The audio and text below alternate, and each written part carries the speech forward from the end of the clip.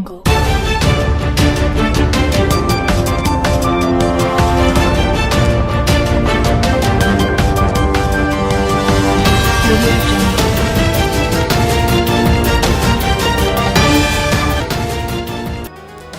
दोस्तों, मैं Rajendra national 18 news channel में आप सबका स्वागत करता हूं। पंजाब में बीजेपी के इंडिपेंडेंट चुनाव लड़ने पर बीजेपी को इंडिया की लार्जेस्ट पार्टी बता रहे हैं वार्ड नंबर 16 से चुनावी उम्मीदवार प्रदीप शर्मा। नेशनल 18 की संवाददाता काजल से खास बातचीत।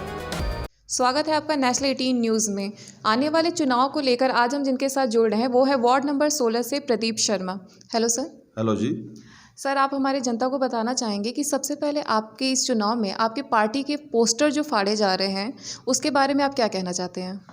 कुछ पोस्टर नॉर्मली क्या है कि अब की बार बीजेपी इंडिपेंडेंट चुनाव लड़ रही है, जिसकी वजह से काफ़ी जो राजनीतिक पार्टियां उनके अंदर हलचल मची हुई है, क्योंकि जो बीजेपी की विचारधारा है वो हमारे अर्बन एरिया के अंदर बहुत लोग उसको एक्सेप्ट कर चुके हैं। ये इंडिया की सबसे स्ट्रॉन्गेस्ट और लार्जेस्ट पार्टी बन चुकी है, इसलिए लोगों की धड़कनें तेज़ हो चुकी हैं और हर एक जो पॉलिटिकल पार्टियां हैं उन्होंने इस जितने भी म्यूनसिपल कमेटीज़ पे कब्जा किया हुआ था, अब क्या उनको ये डर सताने लग गया है कि शायद बीजेपी अर्बन एरिया के अंदर कुछ ना कुछ ये हमें डेंट डालेगी, जिसकी वजह से कुछ जो गुंडा एलिमेंट्स होते हैं हर एक पार्टी में होते हैं वो जाके ऐसी हरकतें कर रहे हैं।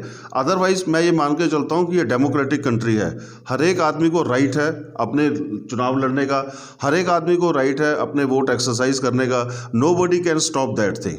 तो मेरा यही लोगों से अपील है कि आप इस चीज़ को नज़रअंदाज करके, ठीक है, अपना वोट एक्सरसाइज करिए। ये थ्रेटनिंग पोस्टर ये सब बहुत गिमिक्स होती हैं जो हमें बहुत स्ट्रेंथन कर रही है, हमारे कॉन्फिडेंस को ये बूस्ट कर रही हैं, क्योंकि अगर हम थ्रेट ना होते तो वो सब इन सब चीज़ों पे हरकतों पे नहीं उतरते।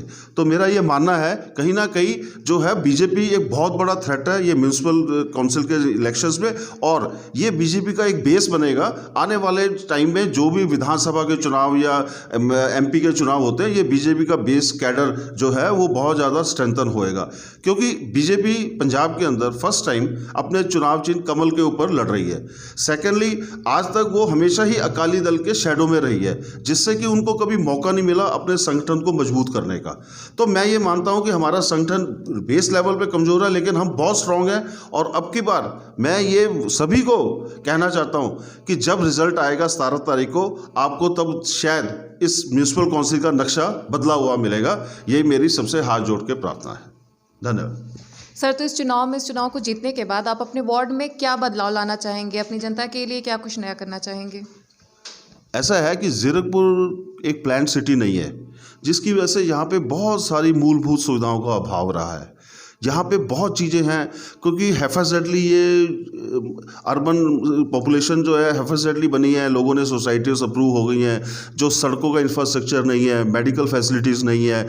उसके बाद में बेसिकली क्या है, यहाँ पे एक पोस्ट ऑफिस है। अगर मैं आपको बताऊँ कि पोस्ट ऑफिस लोकेट कर दो तो nobody can locate that post office.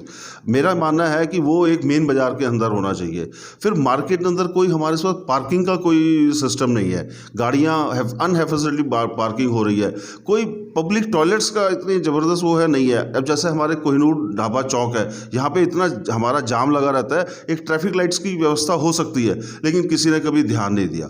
तो ऐसी कोई पार्क नहीं है, बच्चों के लिए कोई प्ले ग्राउंड्स नहीं है, कोई प्रॉपर हॉस्पिटल नहीं है, कोई 100 बेड का कोई सुपर स्पेशलिटी हॉस्पिटल नहीं है। हमें अपने आसपास के चंडीगढ़ या पंचकूला हमें जाना पड़ता है in case of any emergency. So there lot many problems, और हम कोशिश करेंगे कि हम जब भी हम इस आए तो हम इंडिविजुअली जाके या जो भी है इस मुद्दे को उठाएंगे। सेंटर में हमारी गवर्नमेंट है और हमारे पता है कि हम सपोर्ट करेगी हर एक लेवल पे, यही मेरा कहना है। इस चैनल के जरिए, हमारे चैनल के जरिए आप अपने वोटर से, अपने सपोर्टर से कोई अपील करना चाहते हैं? मैं सभी अपने वोटर से अपील करना चाहता हूँ कि बीजेपी एक हमेशा से ही कार्यकर्ता की पार्टी रही है, इसमें भाई भतीजावाद कभी नहीं रहा है, इसमें हमेशा से अच्छी छवि वाले लोगों को मौका दिया गया है। जो यहाँ पे ग्राउंड रूट पे कार्यकर्ता थे आज वो बहुत ऊपर जा चुके हैं। तो यहाँ पर कुछ नहीं चलता। मैं कहता हूँ अपनी वोट को एक्सरसाइज करो, और जो डिजर्विंग कैंडिडेट है, जो भी डिजर्विंग कैंडिडेट जिसको आपको लगता है कि वो विनिंग है और काम करवा सकता है, जो आपकी प्रॉब्लम्स को सॉल्व कर सकता है, आप उसको वोट दीजिए। धन्यवाद। जैसा कि आपने देखा कि पब्लिक टॉयलेट, ट्रैफिक लाइट ऐसे छोटे छोटे मुद्दों को उठाकर अपने वार्ड नंबर 16 से प्रदीप शर्मा इस बार चुनाव में उतर रहे हैं। ऐसी चुनाव से जुड़ी तमाम खबरों को जानने के लिए हमारे चैनल को लाइक, सब्सक्राइब और शेयर करें। धन्यवाद।